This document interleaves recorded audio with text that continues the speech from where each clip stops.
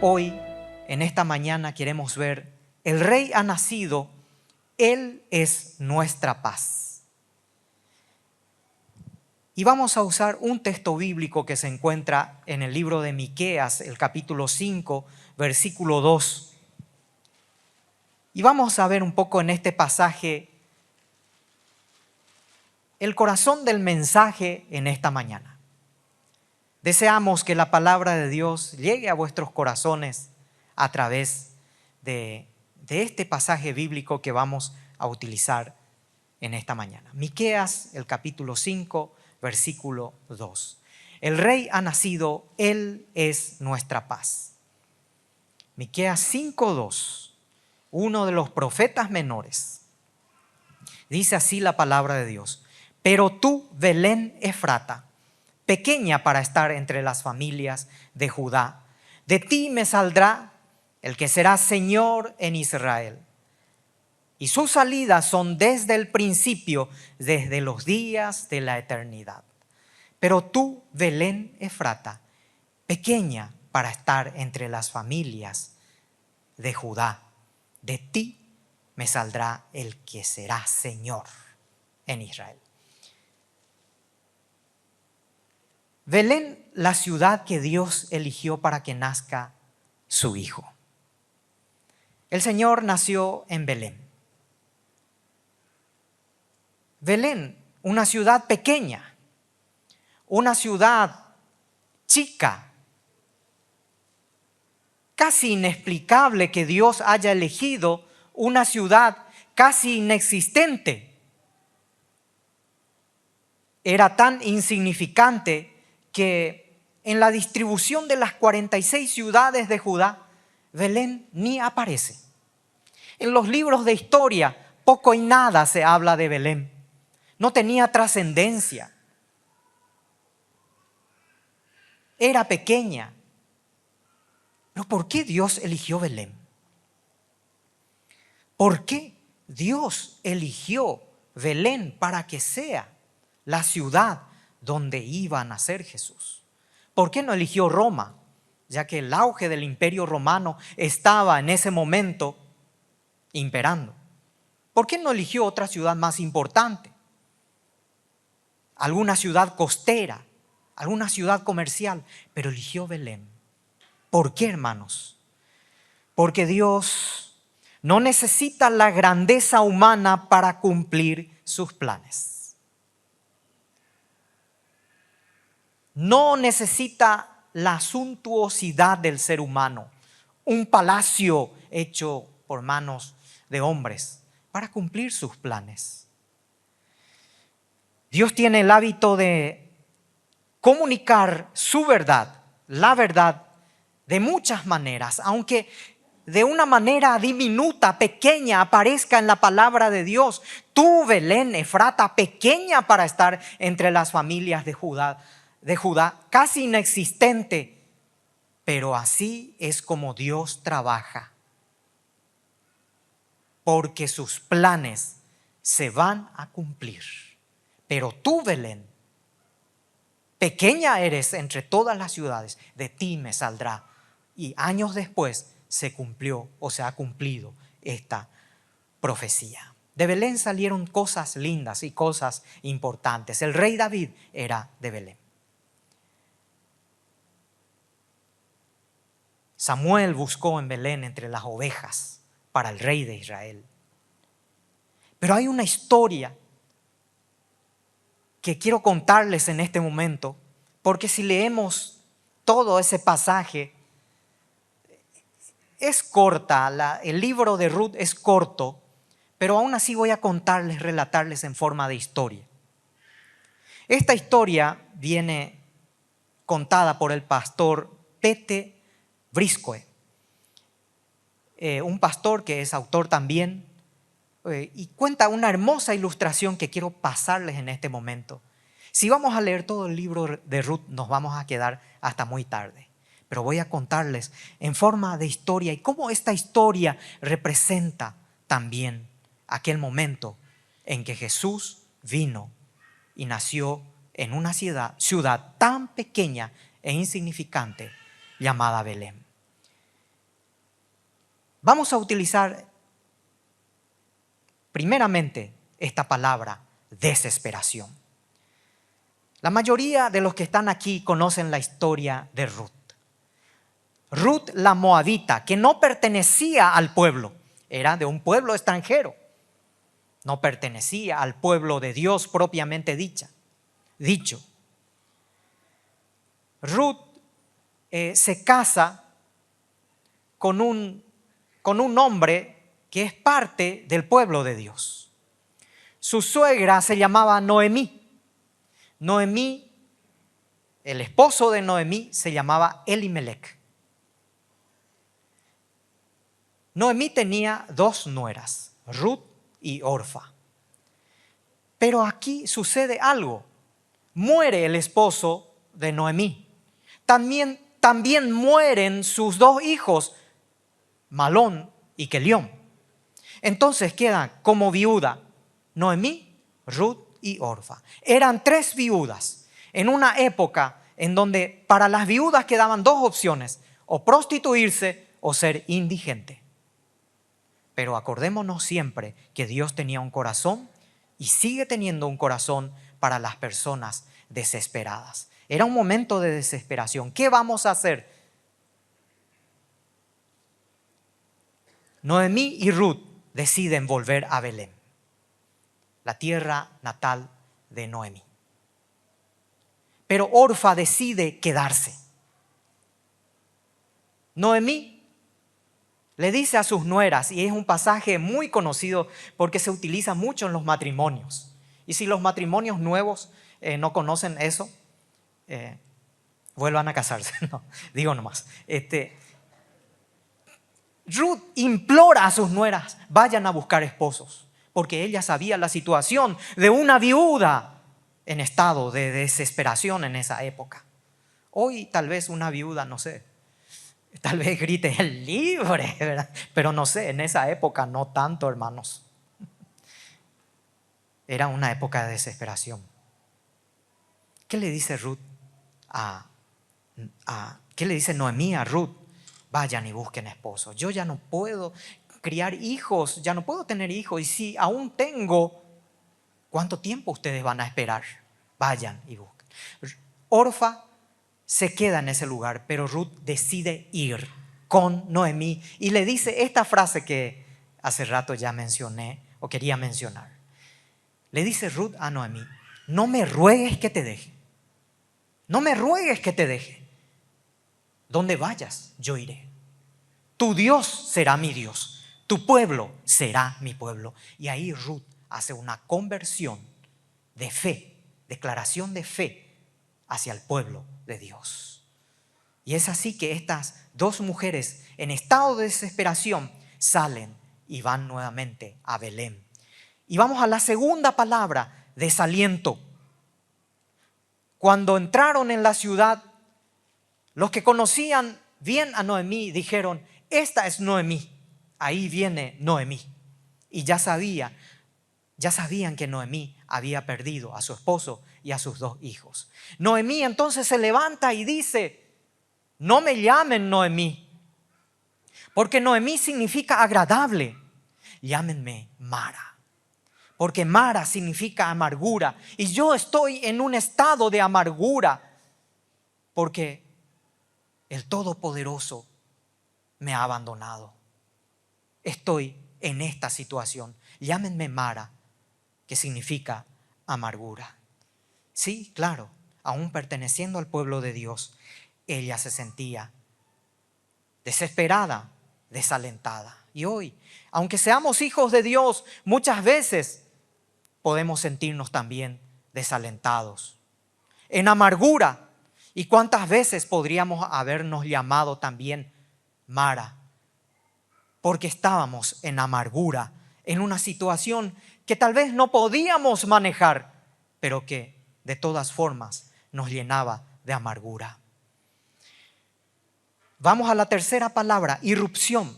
En ese momento aparece un hombre llamado Booz. Booz, perteneciente a Belén, era un hombre rico, un hombre con muchos recursos, pero que era un pariente lejano de Noemí. Este hombre, Booz, irrumpe, aparece en forma repentina en la vida de estas mujeres. Ruth entonces decide, para que le dé de comer a su suegra y ella misma, decide y le dice a su suegra: voy a ir a recoger espigas del campo para que podamos comer. Porque en esa época se permitía a los pobres y a las viudas, a los que no tenían nada, incluyendo a las viudas, ir a recoger espigas en una esquina, porque la ley permitía y obligaba a los ricos dejar esa parte a los pobres y viudas.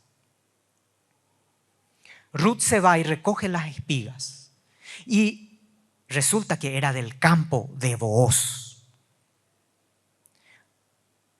Booz se entera de que él es pariente lejano de Noemí.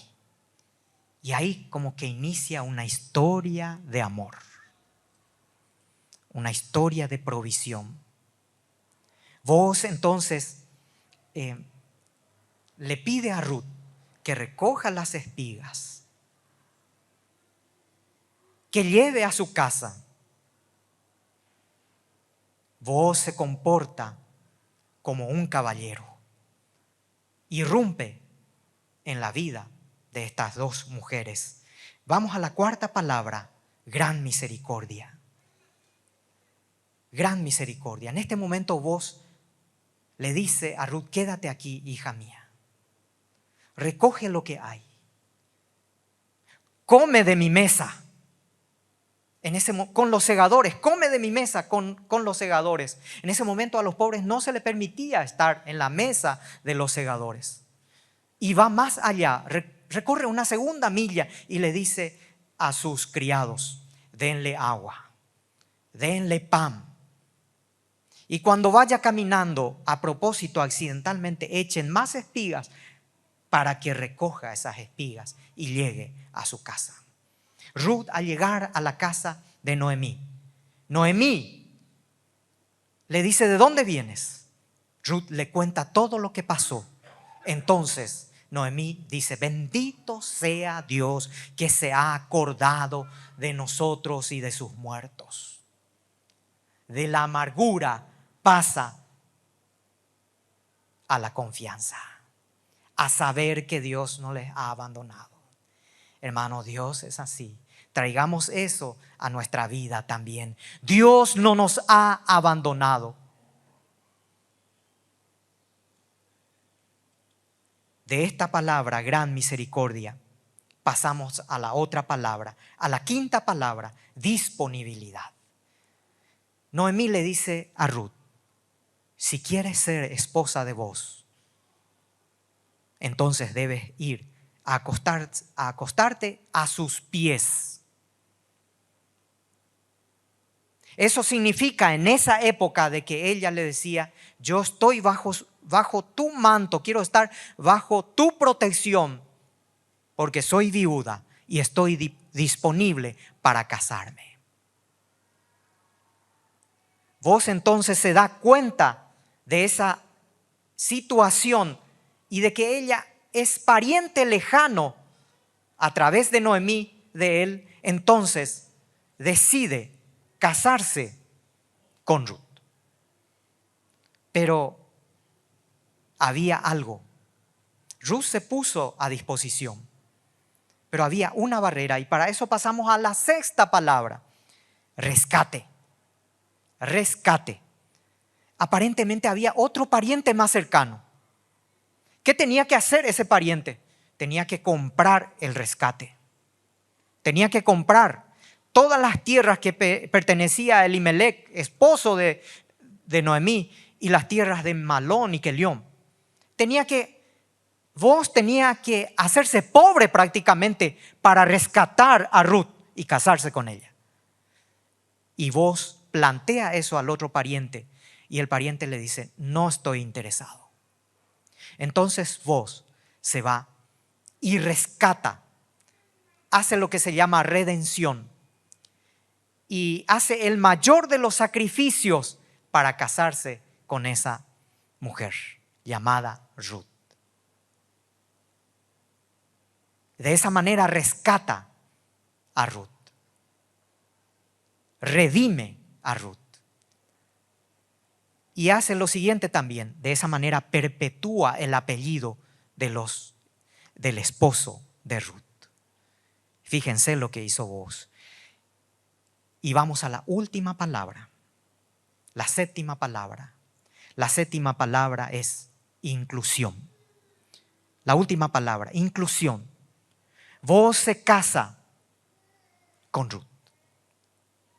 Al casarse con Ruth, entonces Ruth, como era extranjera, le incluye en la familia de Dios. Los ancianos del pueblo son testigos de esta unión y le dicen a Booz, conociendo la vida de Ruth: bendita sea esta mujer que va a bendecir a todo el pueblo, que sea como Lea y Raquel. También los ancianos le dicen a Booz: bendecido seas tú, que tu nombre sea distinguido por siempre. Y así lo fue. Todo esto sucedió en una ciudad llamada Belén. Belén. La inclusión a la familia de Dios. Pero utilizando la jerga del pastor Salomón Caballero, hay un detalle más aquí. Hay un detalle más aquí. Booz y Ruth tuvieron un hijo llamado Obed. Obed tuvo otro hijo llamado Isaí. De Isaí nació el rey David, de cuya genealogía nace el Señor Jesucristo. Ruth viene a ser bisabuela de el rey David. Sin saberlo, sin saber lo que iba a suceder esta mujer extranjera, sin saber las consecuencias que iba a tener su decisión al quedarse con su suegra en una ciudad pequeña, insignificante, inexistente, fue ella la bisabuela del rey David, porque ante los ojos de Dios no existe nada insignificante. Pero hay otra cosa más. ¿Quién fue la madre de Booz?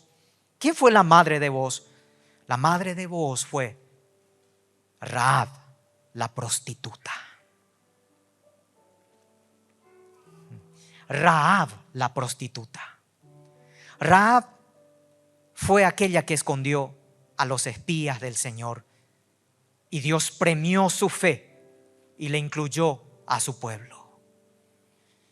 Esta es la historia de Belén. Para Dios no existe ciudad pequeña, inexistente o insignificante para cumplir sus propósitos. Para Dios no existe personas insignificantes como Ruth, que era extranjera, o como Rahab, que era una prostituta. Para Dios no existe personas recicladas. Cuando aceptamos a Cristo, somos nueva criatura y las cosas viejas pasaron. Y prepárate para que Dios te use en gran manera. Anoche estuvimos con Claudia inaugurando el café de un salón que se va a utilizar como café de una hermana de la iglesia. Y ella, con pocos recursos, comenzó a hacer las sillas y las mesas y poner algunos adornos, y nos contó de que utilizó maderas de afuera, recicladas, las cosas que la gente tiraba, utilizó para hacer sillas y mesas. Pensé nada más de que Dios utiliza nuestras vidas, aunque pensamos que ya no servimos para nada, que somos inútiles. Dios, al hacernos nueva criatura, nos ha de utilizar en gran manera. Hermanos, esto se va repitiendo cada momento de la vida. Estas 7 palabras que he mencionado. Desesperación. Vivimos en un mundo desesperado hoy. Desesperado por el pecado. Desesperado por la maldad. Desesperado por la desesperanza. Hay desaliento porque muchas veces vivimos en amargura. No me llamen Noemí, llámenme Mara en un momento dado. Dijo Noemí. Y nosotros también muchas veces vivimos ese tiempo de amargura. Pero viene la irrupción. Viene en ese momento cuando Cristo aparece en nuestra vida. Y esa irrupción Él lo hizo para venir y morir por ti y por mí en una cruz. Viene también la otra palabra, el amor misericordioso, el amor bondadoso que se manifestó en Cristo Jesús. Viene también la otra palabra, la disponibilidad. Estoy disponible para Dios cuando me rindo a sus pies.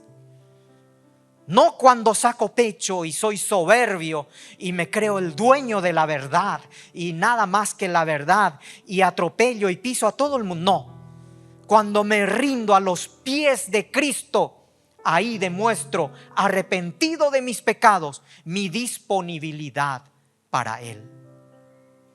¿Tú estás disponible hoy para el Señor? Ahí viene la otra palabra, rescate. Cristo pagó nuestro rescate. Cristo nos redimió, nos quitó de las tinieblas. Cristo hizo un gran sacrificio, no de dinero, no de bienes, sino su propio ser. Él se entregó a sí mismo en rescate para nosotros y por nosotros. Y viene la última palabra. Él nos incluye a través de esta redención, a través de su redención en la cruz, nos incluye a su familia, a su cuerpo, a la familia de Dios. No importa de dónde vengas, no importa quién hayas sido en tu vida pasada, si Cristo te redimió, si Cristo te compró con su sangre, eres nueva criatura.